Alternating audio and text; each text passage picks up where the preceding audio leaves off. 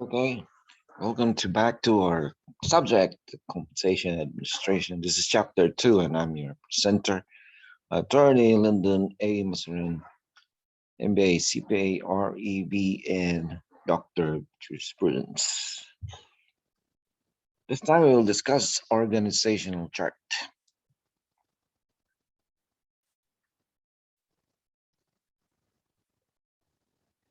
So, what is an organizational chart? An organizational chart is defined as it is a chart that shows the internal structure of an organization or company. The employees and positions are represented by boxes or other shapes, sometimes including photos, contact information, email and page links, icons, and illustrations. Straight or elbowed lines like link the levels together. In some organizational chart, if the purpose is to determine the manpower cost, the salary of that specific position is stated in the box. Okay. Organizational charts are also known as organizational charts, no, organization charts, org charts, organograms, or non organogram charts, sometimes spelled organigrams or organigrams, still stated as organigrams, and hierarchy charts.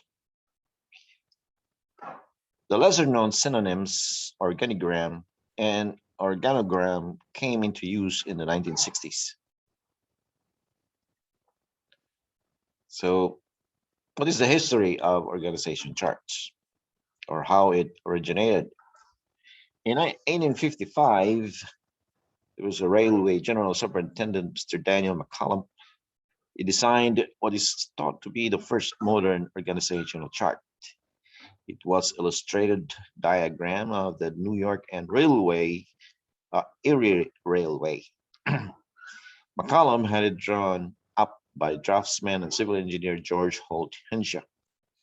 McCollum was born in Scotland, while Henshaw was a Canadian. The term organizational chart took another 50 to 60 years to come into common use. Consulting engineer William Brinton used the term in his 1914 textbook, Graphic Methods for Presenting Facts. So he touted the value of the charts and said they should be more widely used.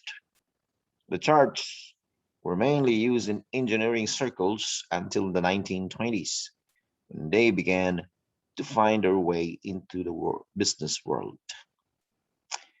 A related diagram is called an organograph.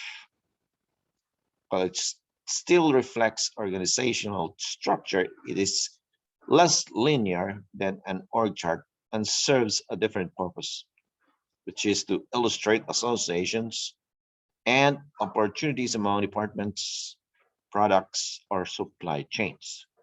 So if you have seen how the supply chains work, that's an organigraph. So there are different types of organization charts. So what is the best format? So it depends on your needs and the type of organization that you may want to choose. A less traditional org chart format. So there are three main types of org charts, specifically hierarchical, matrix, and flat. So what is an hierarchical org chart? This is the most common type, and it gives rise to the synonym hierarchy chart. A hierarchy is where one group of or person is at the top, while those with less power are beneath them, in the shape of a pyramid. So think of a monarchy with a king or a queen at the top, or an organization with a CEO at the top. With a hierarchy, members typically communicate with the person they report to and anyone who reports directly to them. So this is an example of an hierarchical org chart. Now, on top of the diagram is Mr. Mikey Davis. He is the CEO.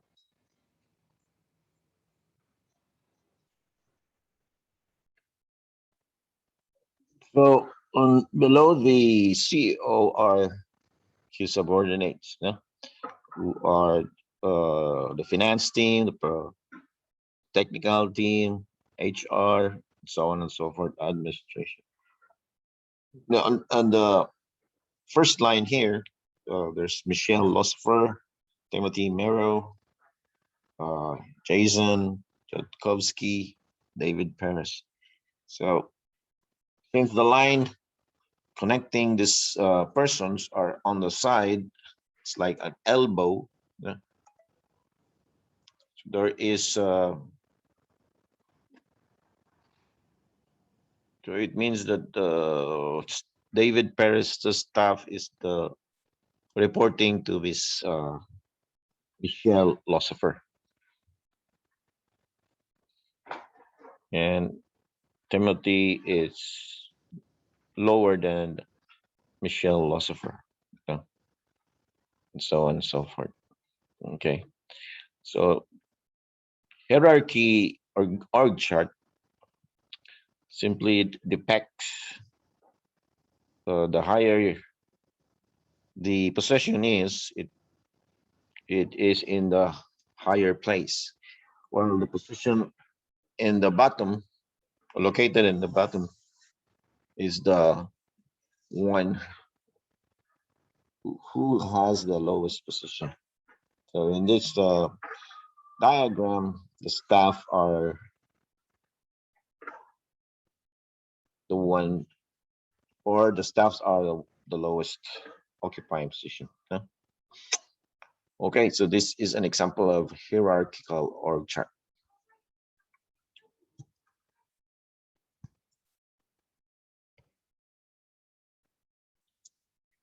Then we have another kind of org chart, which is the matrix.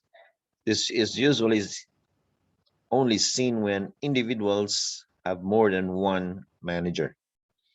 So more than one manager. For example, an organization could have a team of graphic designers who all report to the head graphic designer. The graphic designers are also working on other projects that are likely headed by a separate project manager. So in this case, the graphic designers will have two managers, the head graphic designer and the project manager. So if you're going to make a diagram, it would look like this. The general manager is on top, just like the topmost position. Then different types of departments: production, finance, marketing, sales, development, research. And there are, since there are more than one project, so the projects are depicted here in the lower part, no? Projects 1, 2, and 3. Now there is one assigned project manager, or per project there is one manager assigned, and the different teams would report to the project manager. And it also shows that the different teams of the project would report to the general manager. So this is kind of confusing because there are two managers they will report to. No? So production, like for example, the production team, there is on project 1, production team needs to report to the project 1 manager, but needs to also has to prove has to report to its own production manager. On the next line, or vertical line, it's the finance manager, headed by the finance manager, but the finance team directly reports to its specific project manager, but also has to report to its finance manager. No? So it's kind of confusing. So on the third vertical line, it is the marketing team who has a marketing manager. But since there is a project, so each member who are assigned to the project would report to specific project manager. Okay. And so on and so forth. So that is the matrix organizational structure. The last type of org chart is the flat, or referred to as the horizontal org chart. Horizontal is like this. It has little or no levels or of middle management and typically consists of two levels, the top administrators and the workers.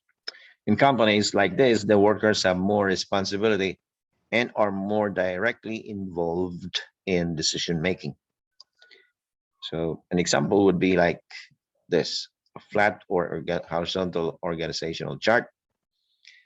In the left side most, here it's she's the head, root, no? And there are levels. Level one, they are the next to root, and level twos and level threes.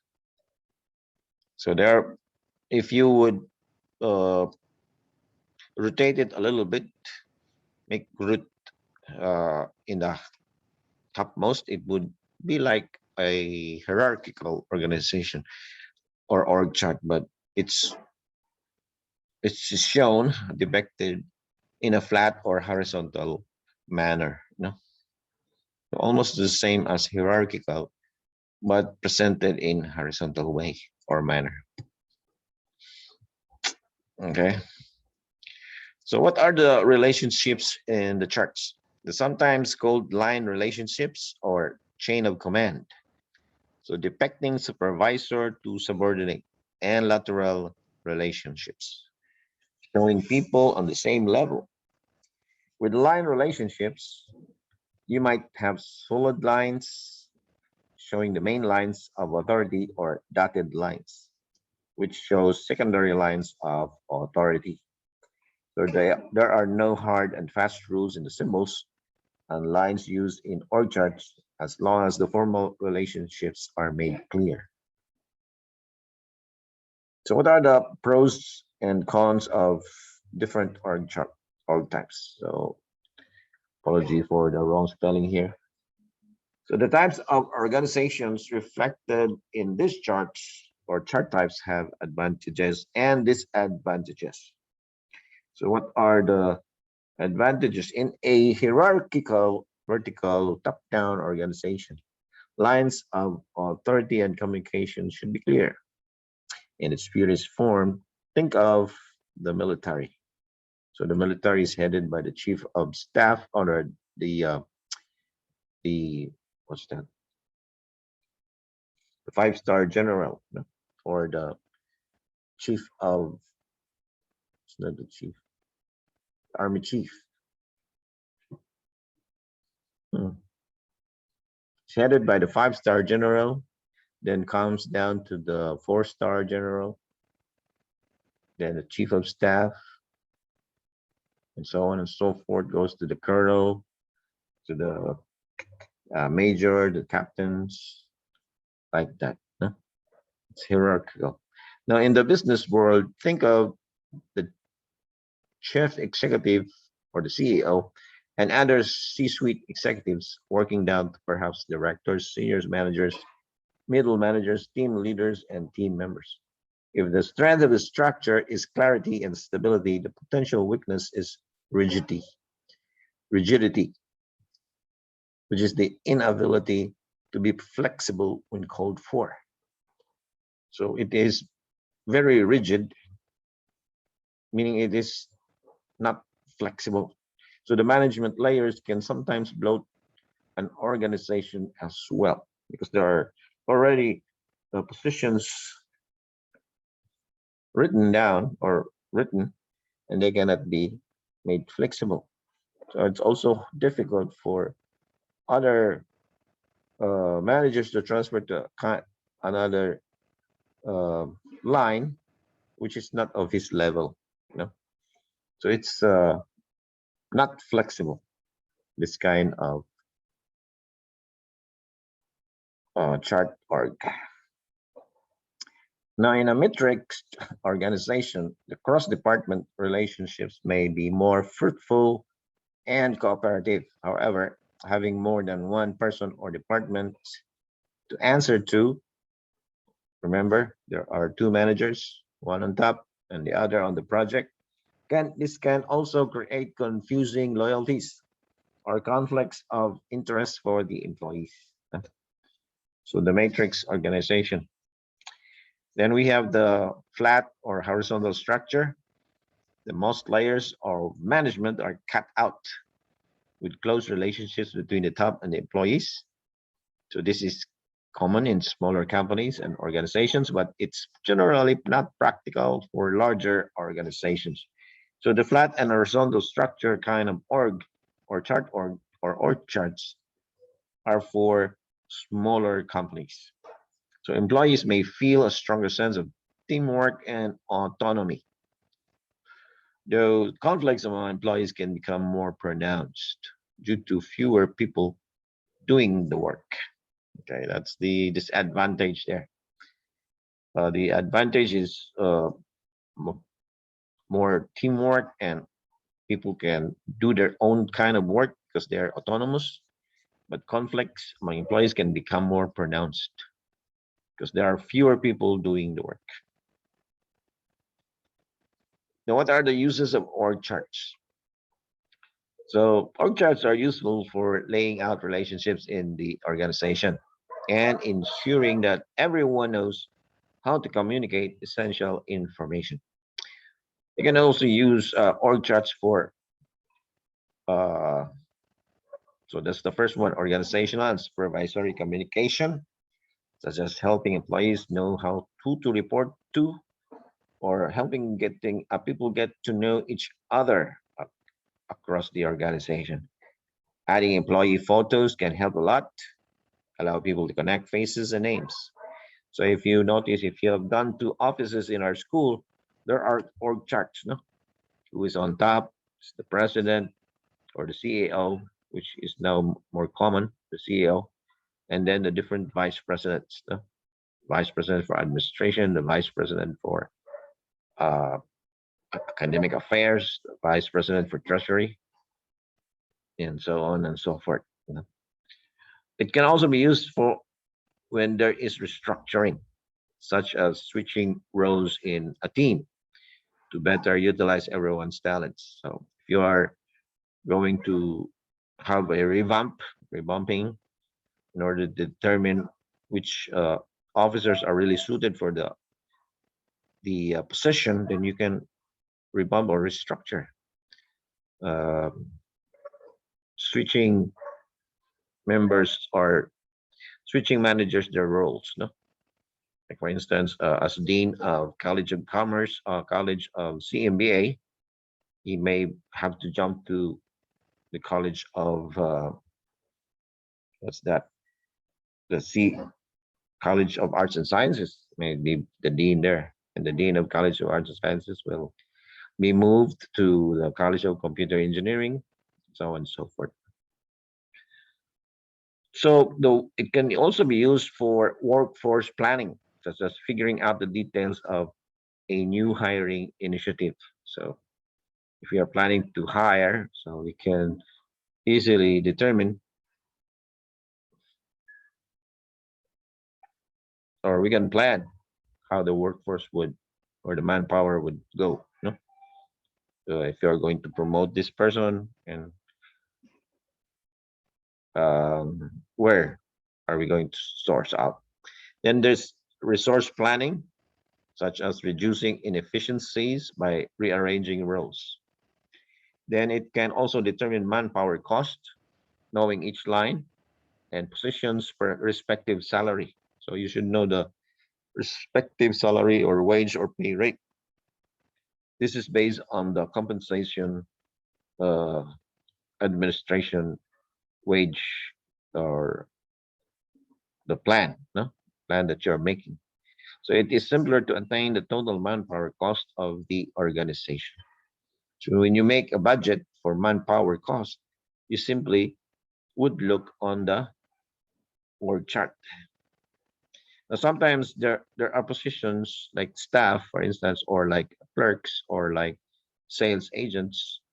Instead of just one sales agent, there can be as many as four or five or six. No? And instead of $1 per sales agent, you only would write the number six sales agents. That so if the salary is 20,000 per month, so multiply by the number which is written there. So multiply by six. So you get manpower cost for all sales agents as 120,000 per month. Okay. All right. Now in families or org charts can be used for genealogy. It is because a family tree is really just a type of org chart. So you can draw your family tree. That's already an org chart. No? Can also include photos, dates of birth and death, and links to other information about each person. So genealogy. So what are the limitations of org charts? They can quickly become out of date. They show only formal relationships. They don't reflect management style. Organographs organographs, the close relative of org charts, might be more useful if your purpose is to illustrate or discover other associations among people or departments. So if you only need to know the people or the other different kinds of departments, then you simply look for organographs. Now, why they become out of date, especially organizations with large amount of turnover. Turnover meaning employees. more, mo- I mean, many employees resigned, and then many replace them, many replacements. In this kind of organizations, then the org charts can easily become out of date. But if you don't use the names of the people occupying the position, you only put the position, your org charts will not become out of date. No? So online charts are easier to update than printed ones. So if you have org charts which are online, so you can easily update them. But if you print them, put them in a, uh, a frame, like a big frame in the office, then they can easily become outdated if not tended regularly. So this can be mitigated with editable online documents as well as automation, such as employee departures and arrivals triggering org chart updates. So departures mean resignations or attritions, like retirements or retrenchments. No? Arrivals are hiring. Okay. They only org charts show only formal relationships and not the informal or social relationships that help to get things done in an organization. So to show informal relationships that exist in an organization, you might want to consider making an account map. Now, also org charts does not reflect management style. They show lines of authority, but not how that authority is being exercised by the managers. No, simply because it's just a diagram. So how to plan and draw a basic organizational chart, organogram. So basic. This is basic, not basic. Apologies again. So define your purpose and scope. So for example, if you intend your chart to be who's who resource, so you are going to include photos, no? And contact information, including email links. So if you're charting the whole company or maybe just the department or work group, then you might just choose. If just the department, so that's a small one. If the whole company, then it's bigger and wider. No?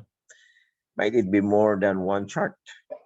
Think about what is most useful for your purpose. So you gather information. You might find an existing list of employees on which to base your chart, or an outdated org chart. It still might be a helpful starting point. And remember to gather contact info, photos, and whatever else you might plan to use. Now, if you belong to the HR or human resource department, you have 201 files of every employee. Photos should be updated. You might need to find other sources to clarify the lines of authority and spell them out for your chart. Then you have to determine what platform you plan to use to build your chart and how do you plan to display it. If you want to use online or you want to use the ordinary kind of charts, like a whiteboard or blackboard, which is displayed on a wall. Now, plan for ongoing updates to the chart. Remember, things change quickly in many organizations, so you'll need a way to efficiently keep the chart or charts up to date. So this is the work of the human resource. Okay. Another, then you try breaking down your org chart into manageable pieces to get started. This way, all the information is consistent and leads back to the highest level of the organization. So you can section off different areas of your chart. So per section. And the following categories: department, team, unit, project, and location. So you may want to round out your chart by including the details of people or departments, adding contact information, location, and other notes, such as salaries or wages. Can make the organization more efficient, cost effective, and eliminate confusion about who does what or how much the organization's manpower cost entails. You might use colors or shapes to define certain groups or levels of employees. And that's the end of chapter 2, which is organizational chart. For clarifications, email me at maserenlaw@gmail.com, or review again this video lesson, visit my YouTube channel, London Maseren. Thank you, and have a good day, everyone.